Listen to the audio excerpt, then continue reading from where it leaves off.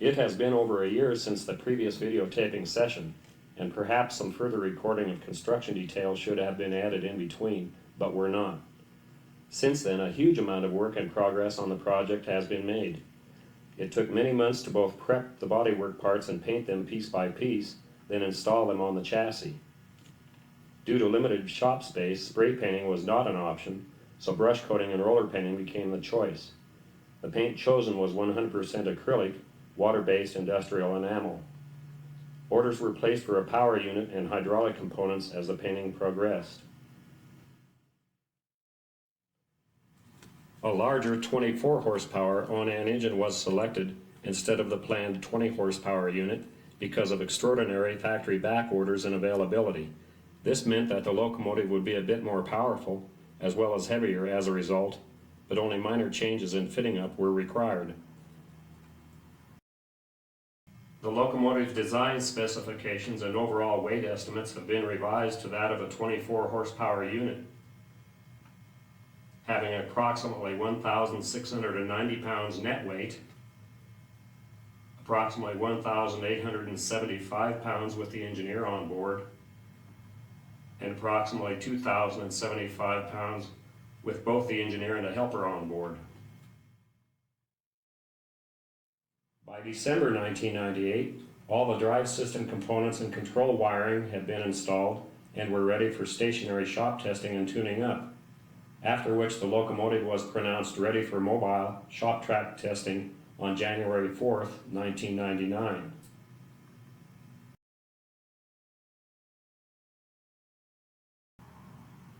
The locomotive is now essentially complete. It has been a very long, arduous time in coming.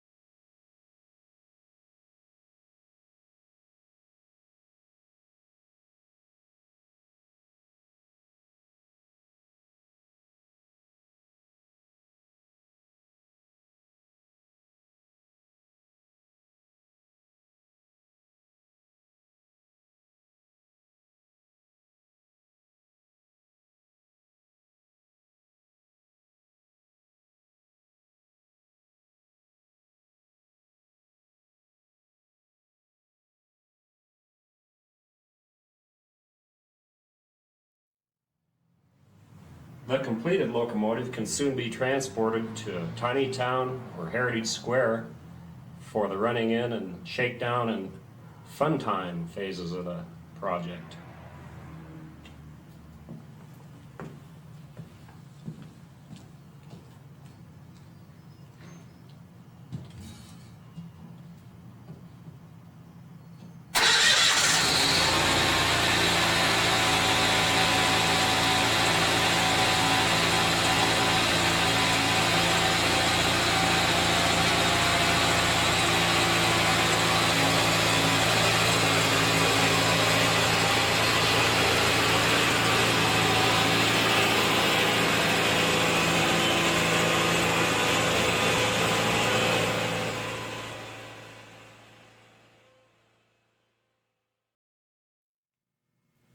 At this point, there are several friends and suppliers who deserve acknowledgement for their support and assistance in this project, and grateful thanks go to each, but most especially to the late Eric Thompson of the Redwood Valley Railway in Berkeley, California, to Randy Albright of the AMC Machine Company in Golden, Colorado, to Marlon Urich of Urich Locomotive Works in Strasburg, Colorado, to Ed Dickens Jr. and Ted Schulte of the Rio Golden Railway at Heritage Square in Golden, Colorado, and to Ed Gerlitz, critic and enthusiast at large. Thank you all for your kind assistance and encouragement.